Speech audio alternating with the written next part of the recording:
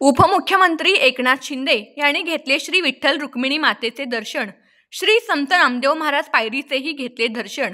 महाराष्ट्र राज्याचे उपमुख्यमंत्री एकनाथ शिंदे यांनी आज श्री विठ्ठल रुक्मिणी मातेचे तसेच श्री संत नामदेव महाराज पायरीचे दर्शन घेतले।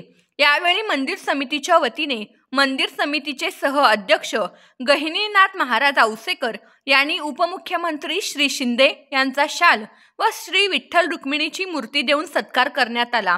यावेळी सर्वश्री आमदार समाधान आवताडे, अभिजित पाटील, उत्तम जानकर, मंदिर समितीचे कार्यकारी अधिकारी राजेंद्र शेळके, मंदिर समितीचे सदस्य ज्ञानेश्वर महाराज जळगावकर, तहसीलदार सचिन लंगुटे, मुख्याधिकारी महेश रोकडे, महाराज मंडळी तसेच मान्यवर पदाधिकारी उपस्थित होते।